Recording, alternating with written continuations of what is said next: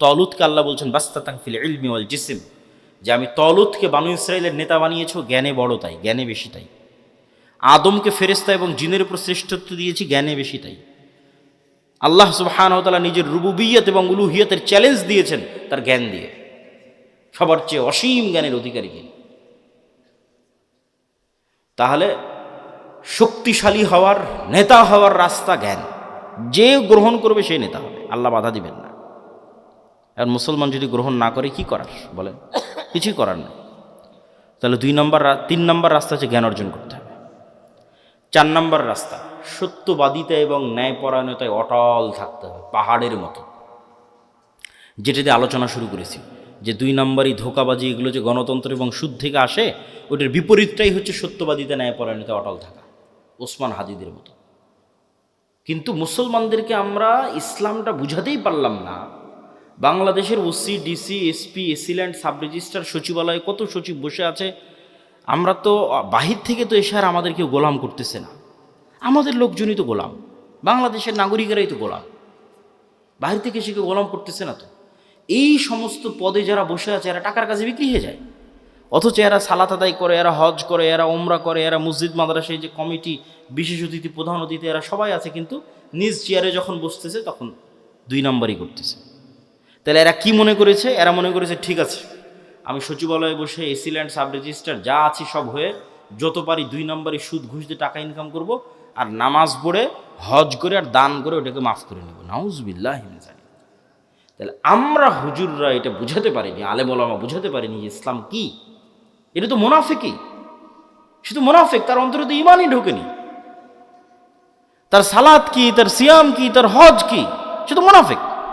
রাসূলুল্লাহ সাল্লাল্লাহু আলাইহি ওয়াসাল্লামের স্পষ্ট হাদিস, ইজা তুমিনা খানা, তাকে যে আমানতের দায়িত্ব দেওয়া হয়েছে ওটার খেয়ানত করে যে মুনাফিক, ওর অন্তরে ইমান ঢোকেনি। লা ঈমান লিমান লা আমানাতা লাহু। তাহলে মুনাফিকের হারাম টাকার, দুর্নীতির টাকার কিসের ইবাদত? বরং ওর উল্টাটা, ও যদি কোনো বড় ইবাদত নাও করে, কোটি কোটি টাকা দান নাও করে, তাহাজ্জুদের রাতের সালাত নাও আদায় করে, হজ নাও করে, শুধু ওর যে চেয়ারে বসে আছে ওসি, ডিসি, এসপি, মন্ত্রী, সচিব, এসিল্যান্ড, এই চেয়ারে চুল পরিমাণ অন্যায় না করে, তাহলে এদের হজের চেয়ে, এদের রাতের তাহাজ্জুদের সালাতের চেয়ে এবং অন্যদের কোটি কোটি টাকা দানের চেয়ে সে শ্রেষ্ঠতম নেকির অধিকারী হবে। রাসূলুল্লাহ সাল্লাল্লাহু আলাইহি ওয়াসাল্লাম বলেছেন, সাবআতু ইউযিল্লুহুমুল্লাহ ইয়াওমা লা যিল্লা ইল্লা যিল্লুহু। 1 নম্বরে ইমামুন আদিল। 7 শ্রেণীর যারা বিশেষ আল্লাহর ছায়া পাবে, এখানে সবাই আছে, নামাজি আছে, দানবীর আছে, সবাই আছে, কিন্তু 1 নম্বরে জায়গা দেওয়া হয়েছে পদে বসে ন্যায়পরায়ণ যে। ও তো এমনি সবচেয়ে বড় নেকির কাজ করে, ওর জন্য তো এমনি জান্নাত। ও তো আল্লাহর গুণে গুণান্বিত হয়েছে। আল্লাহ যেমন বিচারের আসনে বসে শতভাগ ন্যায়পরায়ণ, আল্লাহ যেমন রাজত্বের আসনে বসে শতভাগ ন্যায়পরায়ণ, আল্লাহর মহৎ গুণ হচ্ছে আল্লাহ ন্যায়পরায়ণ। আল্লাহ জুলুম করেন না। ইন্না হারামতু যুলমা আলাইয়া। মানুষ হয়ে যে আল্লাহর গুণে গুণান্বিত হতে পারে, আল্লাহু আকবার, এটা কত বড় ইবাদত যে মানুষ হয়ে ওসি তারপরে ডিসি, এসিল্যান্ড, সাব রেজিস্ট্রার, সচিব, এই চেয়ারে বসে সে দুর্নীতি করবে না, ন্যায় করবে, এটা অনেক বড় ইবাদত। আর এই চেয়ারে বসে দুর্নীতি করে সেই টাকা দিয়ে হজ করবে, সেই টাকা দিয়ে মসজিদ মাদ্রাসায় দান করবে, এটা মুনাফিক। আমরা মানুষকে দিন বুঝাতে পারিনি।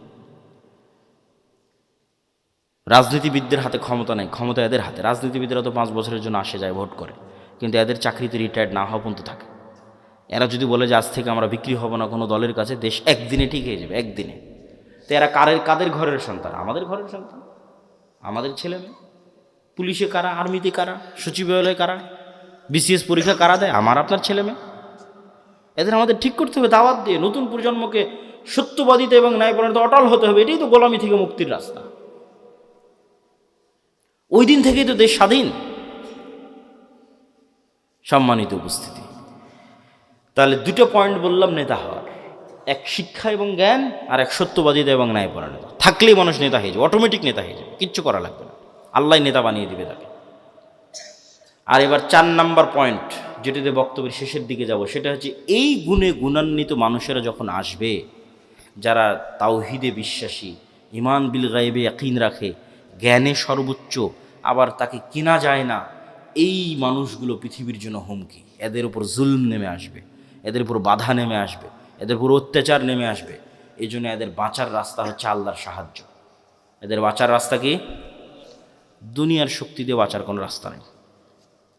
মুসলমানদের অতীতে, আজ, ভবিষ্যতে দুনিয়ার শক্তি দিয়ে বাঁচার কোনো রাস্তা নেই। মুসলমানদের বাঁচার রাস্তা আল্লাহর সাহায্য। আল্লাহর সাহায্য পাওয়ার দুটো বড় রাস্তা, দুটো বড় সিক্রেট রেসিপি আজকে দিয়ে বক্তব্য শেষ করব। যে মুসলমানদের জন্য আল্লাহর সাহায্য নিশ্চিত করার দুটো বড় রাস্তা, এক সালাত আর এক জিকির। সালাতের মধ্যে সবচেয়ে বড় পাওয়ারফুল হচ্ছে রাতের সালাত।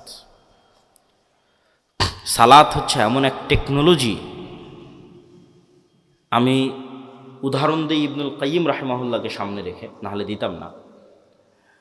আমরা যেমন এখানে বসে থেকে হাজার হাজার কিলোমিটার দূরে থাকা আমেরিকার কোনো টিচারের কাছে অনলাইনে ক্লাস করতেছি, অথবা এখান থেকে 100 কিলোমিটার দূরে থাকা ঢাকার কোনো টিচারের কাছে অনলাইনে ক্লাস করতেছি, তো পাসওয়ার্ড লগ ইন দিয়ে যখন ক্লাসে জয়েন করি তখন দুইজনে লাইভ সেশন, টিচারও যুক্ত হয়েছে, স্টুডেন্টও যুক্ত হয়েছে লাইভ সেশনে, কানেক্টেড।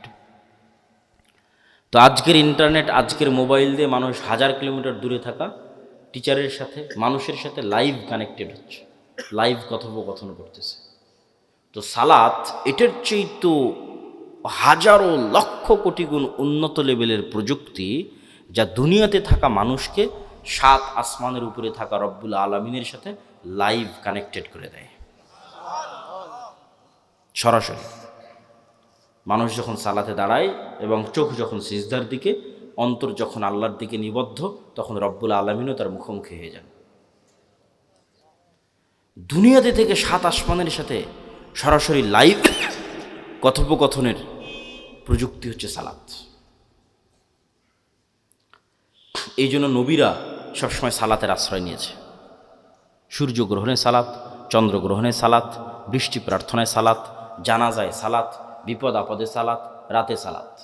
রাসূলুল্লাহ সাল্লাল্লাহু আলাইহি ওয়াসাল্লাম বদরের যুদ্ধের আগের দিন লম্বা রাতের সালাত আদায় করেছেন।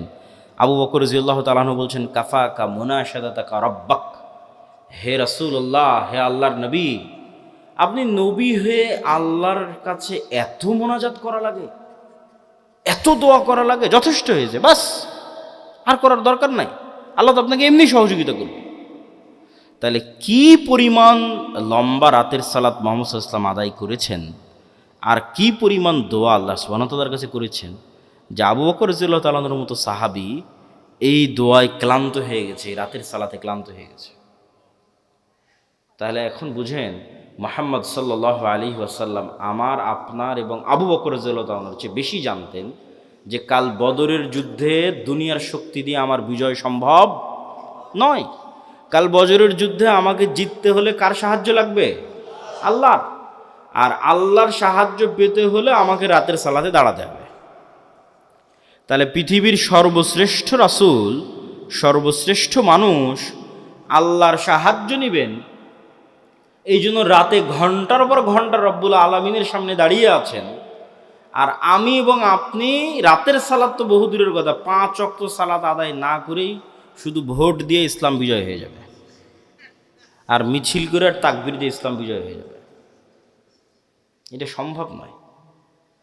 ওই যেমন বলেছে 20-30% মানুষ শতভাগ তাওহীদপন্থী লাগবে, 20-30% ঈমান বিল গায়েব লাগবে, ঠিক তেমন তার পাশাপাশি 5 ওয়াক্ত সালাত আদায়কারী এবং রাতের সালাতে অভ্যস্ত মানুষ লাগবে। যে সালাতে নাই ও আল্লাহর গন্তির মধ্যে নেই, আর আবার ইসলামকে, আর আবার বিপ্লবকে, আর আবার বিজয়কে, আর আবার খেলাফতকে, আর আবার শাসনকে, কিচ্ছু নেই। যে সালাতে নাই সে আল্লাহ সুবহানাহু ওয়া তাআলার গণনার মধ্যেই নাই, ওর জন্য আল্লাহর সাহায্য নাই। ও ভাগাড়ে পড়ে মারা গেল, কি ওকে উঠিয়ে নিল, কি গোলাম হয়ে গেল, সেটাও আল্লাহর দেখার নেই। আল্লাহ সুবহানাহু ওয়া তাআলার সাথে কানেক্টেড থাকা ছাড়া, আল্লাহর সাহায্য নেওয়া ছাড়া মুসলমানদের বিজয়ের কোনো রাস্তা নাই। আর আল্লাহর সাহায্য নেওয়ার জন্য সালাত আদায় করতেই হবে, আল্লাহর খাতায় নাম থাকতেই হবে। আল্লাহ আপনাকে চিনেই না, কিসের সাহায্য করবে আপনাকে? তো যে সালাতে নেয় ওকে তো আল্লাহ সুবহানাহু ওয়া তাআলা চিনবেই না। সম্মানিত উপস্থিতি, এই জন্য সালাত মোস্ট পাওয়ারফুল, আর সালাতের মধ্যে সবচেয়ে পাওয়ারফুল হচ্ছে রাতের সালাত। আমরা যেমন আমাদের ফোন, এই যে হাতে ফিঙ্গারপ্রিন্ট দিয়ে ফোন ওপেন হয়ে যাচ্ছে, পাসওয়ার্ড দিয়ে ফোন ওপেন হয়ে যাচ্ছে, ফেস ভেরিফিকেশন দিয়ে ফোন ওপেন হয়ে যাচ্ছে, 5 স্টার হোটেলে গেলে কার্ড পাঞ্চ করলে ওপেন হয়ে যাচ্ছে। তো এগুলো সব লক ওপেন হওয়ার সিস্টেম পৃথিবীতে।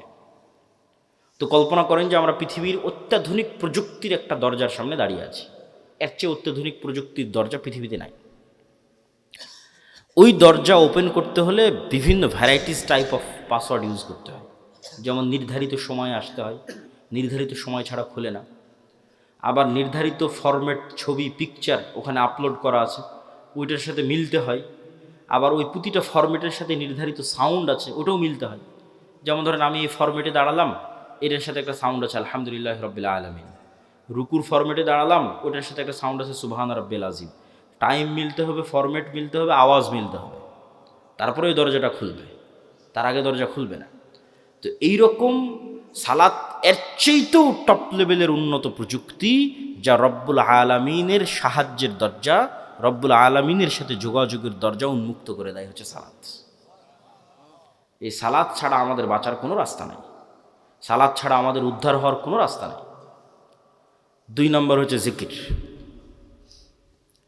জিকিরের মধ্যে সবচেয়ে গুরুত্বপূর্ণ হচ্ছে সকাল সন্ধ্যার জিকির। সকাল সন্ধ্যার জিকির দিয়ে আল্লাহ কোরআন পরিপূর্ণ করে রেখেছে, যদিও আমরা এটাকে খুবই অবহেলা করি। সকাল সন্ধ্যার জিকির।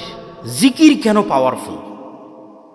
জিকির কেন পাওয়ারফুল এটা বুঝতে হলে আপনাকে বুঝতে হবে আওয়াজ কেন পাওয়ারফুল, সাউন্ড কেন পাওয়ারফুল।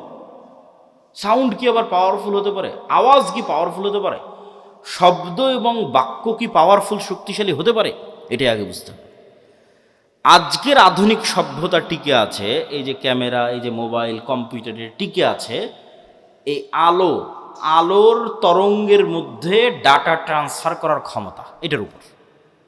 আমি এখানে বলতেছি, আমার এই কথাটা আলোর মধ্যে দিয়ে এই মোবাইল হয়ে, নেটওয়ার্কের টাওয়ার হয়ে আমেরিকায় গিয়ে এখন বাজতেছে, ইউরোপ, সৌদি, কুয়েত, কাতার, ঢাকা, রাজশাহী থেকে এখনই বাজতেছে। তো এই যে এই আলো যে আমার এই কথা বহন করতে পারে, ডাটা ট্রান্সফার করতে পারে, এটা আমরা জানতাম না, মানুষ জানতো না, এটা আগে থেকেই ছিল। ওটা আমরা জেনে কাজে লাগাতে পেরেছি, এটাই আমাদের আধুনিক সভ্যতা, এটার উপরে টিকে আছে। আর একটা প্রযুক্তি যেগুলোর ধারে কাছে বিজ্ঞান নাই, কিন্তু এটা সবচেয়ে উন্নত প্রযুক্তির প্রযুক্তি, সেটা হচ্ছে শব্দভিত্তিক, আওয়াজ ভিত্তিক প্রযুক্তি, যেটার কিছু জ্ঞান আল্লাহ সুলাইমান আলাইহিস সালামকে দিয়েছিলেন। কিছু জ্ঞান, যেমন আমি এতক্ষণ যে চিল্লাচ্ছি, আমি কিন্তু শব্দ এবং আওয়াজে উচ্চারণ করতেছি। এখানে যদি একটা চাইনিজ বসে থাকতো, ও খেলে আওয়াজই শুনতে পেত। আবার এখানে বসে যদি একটা চাইনিজ বক্তব্য দিত, আপনি খেলে আওয়াজই শুনতে পেতেন, তাই নয় কি? সেটাই। তাহলে ঠিক কোনো এক স্টাইলের আওয়াজ উচ্চারণ করলে ওই পিঁপড়াও বুঝবে, সেই স্টাইলের আওয়াজ আমি জানি না।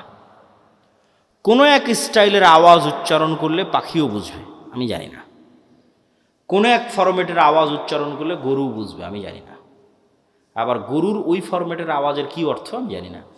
যেমন অন্য একটা ভাষা আমার কাছে গরুর আওয়াজের মতোই আওয়াজ মনে হয়, সেই। কিন্তু এই জ্ঞানটা আল্লাহ কাকে দিয়েছিলেন? সুলাইমান আলাইহিস সালামকে দিয়েছেন। এটাই সাউন্ড টেকনোলজি। সুলাইমান আলাইহিস সালাম তার দরবারে বলতেছে, রানী বিলকিসের সিংহাসন নিয়ে আসতে হবে। ক্বালা ইফরিতুম মিনাল জিন, ইফরিত নামক জিন দাঁড়িয়ে বলল, আমি এই সিংহাসন নিয়ে আসবো, আপনি যে বসে আছেন এই বসে থেকে দাঁড়ানোর পূর্বে সিংহাসন নিয়ে আসবো। এই কথা সুলাইমান আলাইহিস সালামের পছন্দ হয়নি। সুলাইমান আলাইহিস সালাম আরো দ্রুত চান। আল্লাযী ইনদাহু ইলমুম মিনাল কিতাব, তখন আরেকজন বলল, ওই আরেকজন জিন না মানুষ তা কোরআনে উল্লেখ নাই। কোরআনে এভাবে উল্লেখ আছে যে যাকে আল্লাহ কিতাবের জ্ঞান দিয়েছিলেন সে বলল। যাকে আল্লাহ কিসের জ্ঞান দিয়েছিলেন? কিতাবের জ্ঞান দিয়েছিলেন, সে বলল চোখের পলক পড়ার পূর্বে রানী বিলকিসের সিংহাসন আপনার সামনে উপস্থিত হয়ে যাবে। আল্লাহু আকবার। তো আয়াতের বিবরণের আন্দাজে বলতেছে যে জিন চেয়েছিল গায়ের শক্তিতে আনতে, ইফরিত চেয়েছিল গায়ের জোরে যত দ্রুত আনা যায়, উড়ে যাব, উড়ে নিয়ে আসবো। আর আল্লাহ জি ইন্দাহু ইলমুম মিনাল কিতাব, যার কাছে কিতাবের জ্ঞান ছিল, গায়ের জোরে আনেনি, জ্ঞানের জোরে এনেছে। আমি মনে হয় বুঝাতে পারলাম না, কথা কি আমার বুঝতে পারছেন? কোরআনের ধারা বিবরণীতে বোঝা যাচ্ছে যেই লোক চোখের পলকে নিয়ে আসলো, এ গায়ের জোরে আনেনি, কিসের জোরে এনেছে? জ্ঞানের জোরে। সে জ্ঞান কি? কিতাবের জ্ঞান। কিতাবের সে বিশেষ জ্ঞান কি? কিছু কিছু মুফাসসির লিখেছে যে কিতাবের জ্ঞান হচ্ছে লাউহে মাহফুজের বিশেষ কিছু জিকির তার জানা ছিল। বলেন আল্লাহু আকবার, আল্লাহু আলাম। কিন্তু জ্ঞানের উপর ভিত্তি করেই সেই কাজটা করেছে। তো বিশেষ কোনো সাউন্ড, বিশেষ কোনো জিকির যেটা ব্যবহার করে সে চোখের পলকে ওই সিংহাসনকে ওখান থেকে উঠিয়ে সুলাইমান আলাইহিস সালামের কাছে নিয়েছে, যেই জ্ঞান কিতাবের জ্ঞান, বিশেষ কোনো কিতাবের জ্ঞান তার কাছে ছিল। তো sound most powerful all over the world, সবচেয়ে পাওয়ারফুল। আল্লাহ সুবহানাহু ওয়া তাআলা পৃথিবী ধ্বংস করার যে সিস্টেম তৈরি করেছেন, সেই সিস্টেম আওয়াজ ভিত্তিক। ইসরাফিল বাঁশিতে ফু দিবে, আওয়াজ তৈরি হবে, সে আওয়াজে আসমান জমিন নক্ষত্র গ্রহরাজি সূর্য চন্দ্র সব ভেঙে চৌচির হয়ে যাবে। আল্লাহ সুবহানাহু ওয়া তাআলা মানুষকে পুনরুজ্জীবিত করার যে সিস্টেম তৈরি করেছেন, ওটা আওয়াজ ভিত্তিক। ফেরেশতা জিন মানুষ সব যখন মারা যাবে, কতদিন এভাবে মৃত অবস্থায় থাকবে আল্লাহ ভালো জানে। কুল্লামান আলাইহা ফান ওয়া ইয়াবকা ওয়াজহু রাব্বিকা যুল জালালি ওয়াল ইকরাম। তারপরে যখন আল্লাহ জীবিত করতে চাইবে, ইসরাফিলকে তৈরি করে ইসরাফিলকে বাঁশি দিয়ে ফু দিতে বলবে, আর আওয়াজে মানুষ কবর থেকে জীবিত হয়ে হাঁটতে থাকবে। আওয়াজ খুবই পাওয়ারফুল, কিন্তু ওই আওয়াজের জ্ঞান থাকতে হবে যে কোন আওয়াজ পাওয়ারফুল, কোন শব্দ পাওয়ারফুল।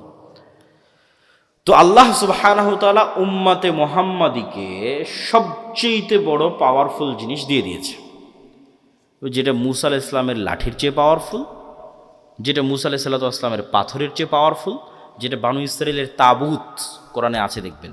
এই তাবুত এখন এই ইহুদিরা খুঁজে পাগলের মতো, কোথায় সেই তাবুত? এরা মনে করে যে এই মসজিদে আকসার মাটির নিচে তাবুত রাখা আছে।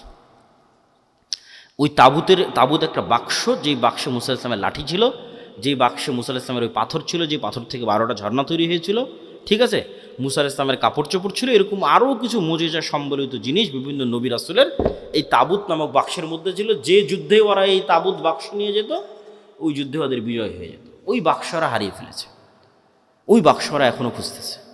তো ওই তাবুত বাক্সের চেয়ে, আর ওই মূসা আলাইহিস সালামের লাঠির চেয়ে, আর ঈসা আলাইহিস সালামের হাতের মাধ্যমে যে মানুষ জীবিত হয়ে যেত, সেটার চেয়ে মোস্ট পাওয়ারফুল জিনিস হচ্ছে এইটা। কি জন্য? এটা সরাসরি আল্লাহর নিজের আওয়াজ। বলেন আল্লাহু আকবার। কোরআন সরাসরি আল্লাহ সুবহানাহু ওয়া তাআলার নিজের সাউন্ড, আল্লাহর শব্দ, আল্লাহর বাক্য, যা জিবরাইল হয়ে মুহাম্মদ সাল্লাল্লাহু আলাইহি ওয়াসাল্লাম হয়ে আমাদের পর্যন্ত পৌঁছেছে। আল্লাহু আকবার। আর আল্লাহ সুবহানাহু ওয়া তাআলার শব্দ এবং বাক্যের চেয়ে পাওয়ারফুল কিছু নাই পৃথিবীতে। সব অসম্ভব সম্ভব হয়ে যাবে। এই জন্য শ্রেষ্ঠতম জিকির হচ্ছে কোরআন। পৃথিবীর সব অসম্ভব সম্ভব করা সম্ভব আল্লাহ সুবহানাহু ওয়া তাআলার জিকির দিয়ে।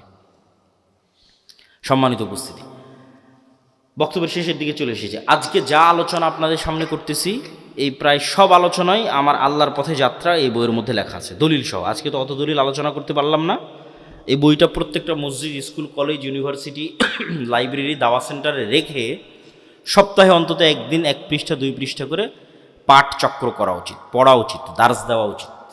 এর সাথে কোনো দল মত কোনো কিছুর সম্পর্ক নেই।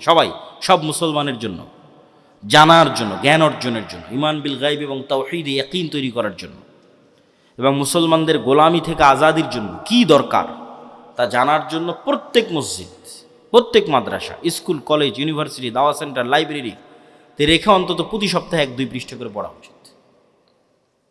পাশাপাশি আব্দুর রহিমের একটা নতুন বই এসেছে, রাসূল সাল্লাল্লাহু আলাইহি ওয়াসাল্লাম দেখতে যেমন ছিলেন, এই বইটাও মূল্যায়ন করতে পারেন। আর মাসিক আল ইতিসাম, এই যে আপনাদের কাছে আসলাম, 2023 না 22 সালে একবার আসতে চেয়েছি, করোনার কারণে আসা হয়নি, বন্ধ হয়ে গেছে।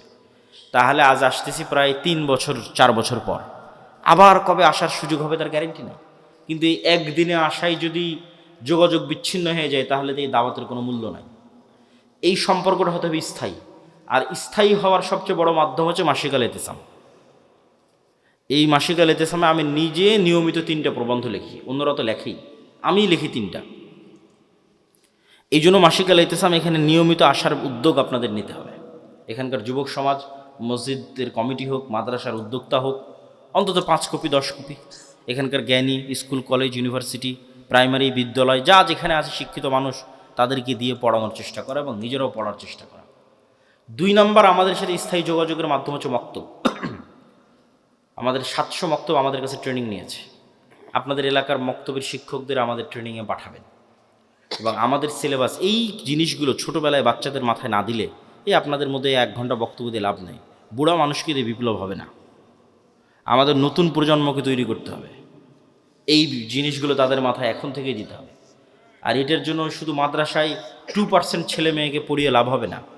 শতভাগ মুসলমানের সন্তানের মাথায় দেওয়ার জন্য শতভাগ মসজিদে মক্তব লাগবে এবং সেটা যদি আমাদের সিলেবাসে হয় তাহলে আমরা এটাকে সবচেয়ে বেস্ট মনে করি। আর 3 নম্বর, এরকম মাদ্রাসাগুলোকে সহযোগিতা করার জন্যই রবেদাতুল মাদারিসা সালাফিয়া এক ব্যতিক্রম প্রশিক্ষণের আয়োজন করলাম আমরা রবেদাতুল মাদারিসা সালাফিয়া থেকে। জামিয়া সালাফিয়ার অধিভুক্ত হওয়ার মাধ্যমে যে প্রায় 65-70 শিক্ষা প্রতিষ্ঠান আমাদের অধিভুক্ত হয়েছে, তাদের 150-র কাছাকাছি শিক্ষক 1 সপ্তাহব্যাপী বিভিন্ন জ্ঞান এবং শিক্ষা কেন্দ্রিক তারা ট্রেনিং পেয়েছে আমাদের কাছে জামিয়া সালাফিয়া। আমাদের কাজই হচ্ছে শিক্ষা এবং জ্ঞান কেন্দ্রিক একটা বিপ্লব বাংলাদেশে তৈরি করা, জ্ঞান এবং শিক্ষা ছড়িয়ে দেওয়া। তো এই বিভিন্নভাবে জামিয়া সালাফিয়ার সাথে, দাওয়া ইলাল্লাহর সাথে, মাসিক আল ইতিসামের সাথে আপনাদের স্থায়ী সম্পর্ক তৈরি হলে সেটাই হবে প্রকৃত কাজ, প্রকৃত অর্থে কাজ। তো আমরা আলোচনা করছিলাম জিকির কেন শক্তিশালী, তার লাস্ট 2টা পয়েন্ট খুব ভালো লাগবে, অধৈর্য হওয়ার কিছু নাই। জিকির কেন শক্তিশালী, লাস্ট পয়েন্ট। আল্লাহ সুবহানাহু ওয়া তাআলা বলছেন ইউসাব্বিহু লিল্লাহি মা ফিস সামাওয়াতি ওয়া মা ফিল আরদ। আসমান জমিন এবং তার মধ্যে যা কিছু আছে, এই টিস্যু, এই লিফলেট, এই প্যান্ডেল, এই জামা কাপড়, এই মাটি, এই ক্যামেরা, লাইট, সব 24 ঘন্টা আল্লাহর তাসবিহ পাঠ করতেছে। আল্লাহু আকবার। এবং এই তাসবিহ পাঠের আওয়াজ হচ্ছে, এটাই তো আওয়াজ কেন্দ্রিক প্রযুক্তি। আপনি যেমন পিঁপড়ার চলার আওয়াজ শুনতে পাচ্ছেন না, এরকম এদের তাসবিহ পাঠের আওয়াজ শুনতে পাচ্ছেন না। কিন্তু এই পিঁপড়ার চলার আওয়াজ তো 10 কিলোমিটার দূরে থাকা হাতিও শুনতে পাচ্ছে, কিন্তু আপনি তো পাচ্ছেন না। আল্লাহরই কিছু প্রাণী আছে যারা পিঁপড়ার চলার আওয়াজ শুনতে পাচ্ছে। এটা আমাদের শ্রবণ শক্তির ঘাটতি, এই জন্য তো এটা গায়েব। এই জন্য তো গায়েবের জ্ঞান আল্লাহ কোরআনে দিয়েছে, এটা গায়েবের নলেজ। আল্লাহ বলতেছে এগুলো সব তাসবিহ পাঠ করতে। সব জীব জন্তু, জড় বস্তু, জড় পদার্থ, কীট পতঙ্গ, পঙ্গপাল সব আজান বুঝে এই আজানের পক্ষে কি আমাদের মাঠে সাক্ষী দিবে। তাহলে এরা তাসবিহ বুঝে, আবার আমি যখন সুবহানাল্লাহ বলতেছি তখন এটাও বুঝতেছে। এই টিস্যু পেপার আমার সুবহানাল্লাহ বুঝে, কেন ও নিজেও সুবহানাল্লাহ পড়তেছে। এটাই গায়েব। এই জন্য এটা সবচেয়ে পাওয়ারফুল। সব কিছু আপনার অধীনস্থ এক জিকির দিয়ে। সুবহানাল্লাযী সাখখারা লানা হাযা ওয়া মা কুন্না লাহু মুকরিনিন ওয়া ইন্না ইলা রাব্বিনা লামুনকালিবুন। এটা জিকির। এটাতে গাড়ি বিমান সব অধীনস্থ। মহাপবিত্র সেই সত্তা যিনি এই গাড়ি বিমান আমাদের অধীনস্থ করে দিয়েছেন। এই জন্য জিকির আপনাকে ব্যবহার করতেই হবে, বিশেষ করে সকালে এবং সন্ধ্যায়। এবং অনেক সময় দোয়ার চেয়ে জিকির পাওয়ারফুল হয়, এই জন্য দোয়াতে মানুষের নিজের কথা বেশি থাকে। আল্লাহ আমার এটা দাও, আল্লাহ আমার ছেলেকে এটা দাও, আল্লাহ আমার বউকে এটা দাও, আল্লাহ আমার টাকা দাও, আল্লাহ আমার পয়সা দাও, বাড়ি দাও, গাড়ি দাও, নিজের কথা বলতে বলতে শেষ। কিন্তু শুধু জিকির যখন হয় ওখানে শুধু আল্লাহর কথা থাকে। লা ইলাহা ইল্লাল্লাহ, লা ইলাহা ইল্লাল্লাহু ওয়াহদাহু লা শারীকা লাহু, লাহুল মুলকু ওয়া লাহুল হামদু ওয়া হুয়া আলা কুল্লি শাইইন কাদির, সুবহানাল্লাহি ওয়া বিহামদিহি সুবহানাল্লাহিল আযীম, আল্লাহু আকবার, আলহামদুলিল্লাহ, লা হাওলা ওয়া লা কুওয়াতা ইল্লা বিল্লাহ। এগুলো সব জিকির, এগুলো শুধু আল্লাহর বর্ণনা, শুধু আল্লাহর কথা, আল্লাহর প্রশংসা, আল্লাহর বড়ত্ব, আল্লাহর মহত্ব, আল্লাহর তাসবিহ, আল্লাহর পবিত্রতা। আর এই ইবাদত ফেরেশতাদের ইবাদত। এই ইবাদত আপনার আশেপাশে যা জীবজন্তু, জড়বস্তু, জড়পদার্থ দেখছেন, এদের ইবাদত। কেন? ওদের নিজের কোনো চাওয়া নাই, ফেরেশতাদের নিজের কোনো চাওয়া নাই। তাহলে ওদের ইবাদত কি? তাসবিহ। ফেরেশতার ইবাদত তাসবিহ, আপনার আশেপাশে যা দেখতে পাচ্ছেন এদের ইবাদত তাসবিহ। আপনিও সকাল সন্ধ্যা তাসবিহ করেন, জিকির পাঠ করেন, পৃথিবীর সব অসম্ভব সম্ভব হয়ে যাবে। আল্লাহ সুবহানাহু ওয়া তাআলা মূসা আলাইহিস সালাতু ওয়াস সালামকে বলছেন ওয়ালা তানিয়া ফি যিকরি, যে মূসা তোমাকে লাঠি দিলাম সাপ হয়ে যাবে, সমুদ্রে মারলে রাস্তা তৈরি হয়ে যাবে, পাথরে মারলে ঝর্ণা তৈরি হয়ে যাবে। কিন্তু কতক্ষণ? যতক্ষণ তোমার কলব সালাত এবং জিকিরের মাধ্যমে আমার সাথে কানেক্টেড আছে। মূসা তুমি সালাতেও নাই, জিকিরেও নাই, সব ডিঅ্যাক্টিভেট হয়ে যাবে। ফেসবুকের অ্যাকাউন্ট যখন ফেসবুক ডিঅ্যাক্টিভেট করে দেয়, তখন লাঠি মারলেও সাপ হবে না, সমুদ্রে মারলেও রাস্তা হবে না, পাথরে মারলেও ঝর্ণা হবে না। কেন? মূসা আলাইহিস সালাম নিজেই সালাতে নাই, জিকিরে নাই, তাহলে হবে? আল্লাহ বলছে ওয়ালা তানিয়া ফি যিকরি, জিকির ভুলা যাবে না। কলবকে আমার সাথে কানেক্টেড থাকতে হবে। যতক্ষণ তোমার কলব সালাত এবং জিকিরের মাধ্যমে আমার সাথে কানেক্টেড, তখন অল এভরিথিং ইজ অ্যাক্টিভেটেড। তখন পিছনে যতই ফিরাউনের বিশাল লস্কর হোক আর সামনে যত বড়ই সমুদ্র হোক, রাস্তা তৈরি করে দেওয়া আমার দায়িত্ব। আল্লাহু আকবার। এই জন্য জিকির ছাড়া এবং সালাত ছাড়া মুসলমানদের কোনো রাস্তা নেই। কেন মুসলমানরা দুনিয়াবী শক্তি দিয়ে পারবে না, তাকে গায়েবী মদদ নিয়েই বাতিল শক্তির বিরুদ্ধে লড়াই করতে হবে। আর গায়েবী মদদ পেতে চাইলে 5 ওয়াক্ত সালাত, রাতের সালাত, সকাল সন্ধ্যার জিকির ছাড়া কোনো রাস্তা নেই। আল্লাহ সুবহানাহু ওয়া তাআলা আমাদের এরকম একটা প্রজন্ম পাওয়ার তৌফিক দান করুক, যেই প্রজন্ম শতভাগ তাওহীদ, শতভাগ ঈমান বিল গায়বে ইয়াকিন, যে প্রজন্ম জ্ঞানে সর্বোচ্চ, যেই প্রজন্ম বিক্রি হয় না, সত্যবাদী ন্যায়পরায়ণ ওসমান হাদিদের মতো। আবার যেই প্রজন্ম আল্লাহর সাহায্য নিশ্চিত করতে পারবে সালাত দিয়ে এবং জিকির দিয়ে, এই প্রজন্ম শুধু বাংলাদেশ বিজয় করবে না, সারা পৃথিবী বিজয় করবে। কিসের ভারত, কিসের আমেরিকা, কিসের চীন, কিচ্ছু টিকবে না, সারা পৃথিবী তারা বিজয় করবে। কিন্তু এই প্রজন্ম তৈরি হওয়া লাগবে।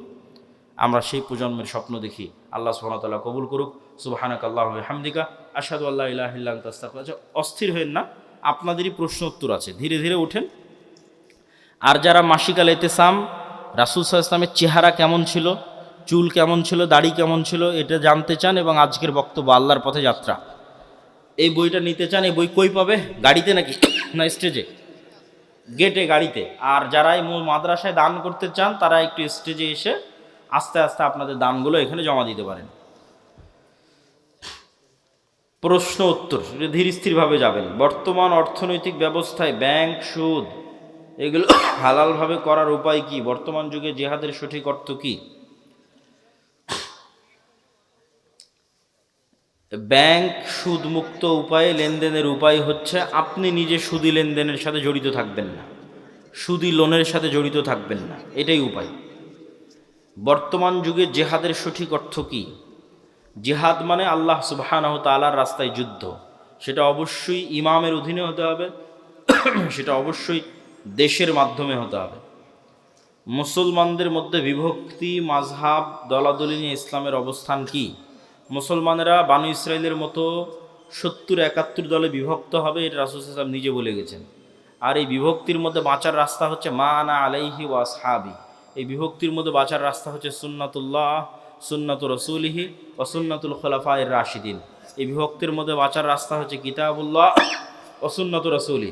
সারমর্ম হচ্ছে আল্লাহর কোরআন, নবীর হাদিস এবং সাহাবীদের আমল, এইগুলোর মাধ্যমে আমাদের নাজাত খুঁজে পেতে হবে।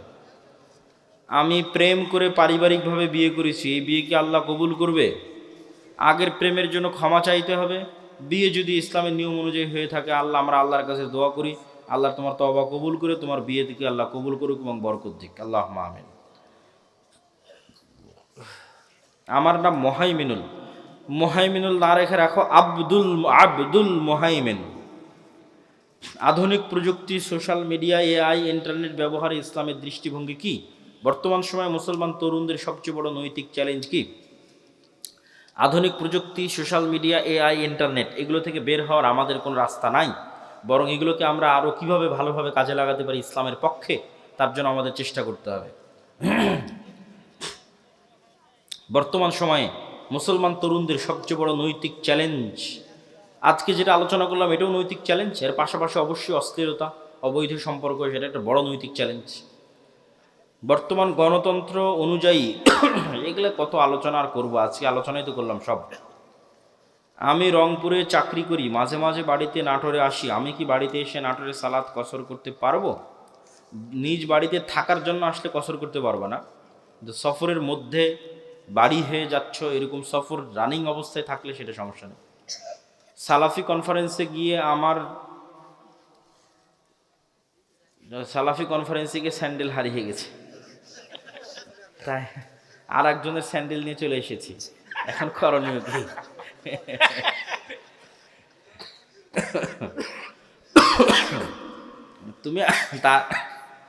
তুমি তার নামে কিছু অর্থ দান করে দিও আল্লাহর রাস্তায়, এখানে আর করণীয় বলার মতো কিছু নাই। আসলে অর্থনৈতিক ইবাদত দিয়ে এই ধরনের ছোটোখাটো ভুল ত্রুটি থেকে বাঁচতে হবে, যেটা বক্তব্যের শুরুতে বলেছি।